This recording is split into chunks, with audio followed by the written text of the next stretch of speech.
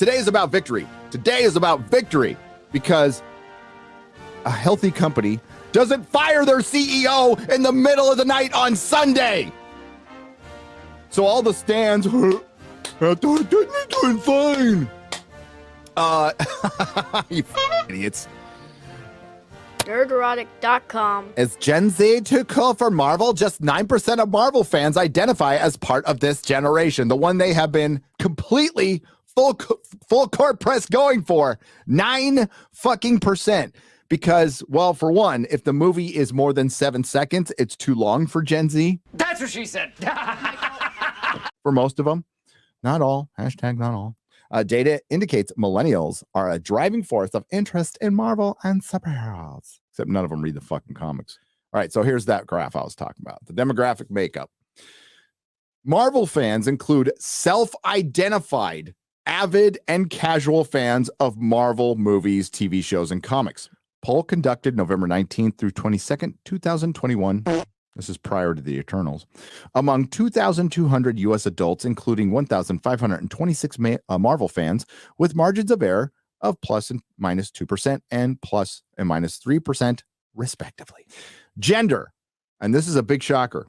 Marvel fans, 47% women, 53% men.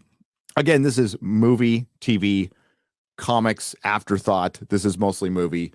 I would say 90% of both sexes don't read comics at all. Ages, this is the big one. Gen Z, 9%. Millennials, 40%. Gen Xers, 25%. Baby boomers, 26%. This whole fucking chart is the problem. When Stan Lee, Jack Kirby were drawing their and writing their comic books, do you think they went off graphs like this? No. Creativity, certainly marketing departments are always going to be part of it, but a lot of it has to be done through pure talent and your gut. So this is kind of one of the foundations, part of the foundation of failure when it comes to creativity and art. It's trying to abide these graphs like, oh, well, we need to make a Disney Plus show for the household income of under 50,000 that might possibly be in the suburbs that leans somewhat independent and Democrat, and Hispanic adults. It's like, what? Just make a good show and everybody will watch it. So what happens is these companies get too big. Elon's pointing this out. These companies get too big and bloated. There's a bunch of middle management and project managers doling out work that doesn't really need to be done half the time. I worked at Technicolor. For a year. And I worked at night. 3 of us were there and we got all our work done. This pretty much the same amount of work that the hundreds of people who are, it's about 100, 125 people who are there during the day. But that's part of the problem. And what happens is if things get so bloated, and that's when the activists get in and they can force other people out. I mean, people were afraid they were going to lose their job if they just, said anything somewhat to the right. And now that's been entirely shut up and cleared up, and not just right, center, because to these fucking whack jobs in Hollywood, being a centrist is white supremacy now. And Bob Iger is a motherfucker who let all these wolves in the door, and they just brought him back. And people are, well, buy the stock, it's gonna do good. Fucking if you have some delusions of grandeur that your stock is going to be up to $300, you're freaking high. Bob Chapek steps down. 2 days after he says he's going to lay some people off and cut some costs, and Bob Iger comes in to the rescue. My first question, is he going to stop the layoffs? Is he going to stop cutting costs? Is any of that going to change? The answer is no, it's not. They just wanted Bob Chapek to say, I got to make sure I get my Bobs right. Now Bob Iger comes in and I came in after the decision was made. I'm sorry. It's too late. But are they going to fire the right people? That's the question. Hey, we also got some legitimate numbers from Amazon. No, not about the Rings of Power. 10,000 people fired. 10,000 people fired. Unfortunately, it's not JD Payne, Patrick McKay, Lindsay Weber, or Jennifer Salke. And none of the people fired from Disney are going to be Kathleen Kennedy or Victoria Alonso or Pablo Hidalgo or the entire story group or pretty much everybody at Lucasfilm at this point.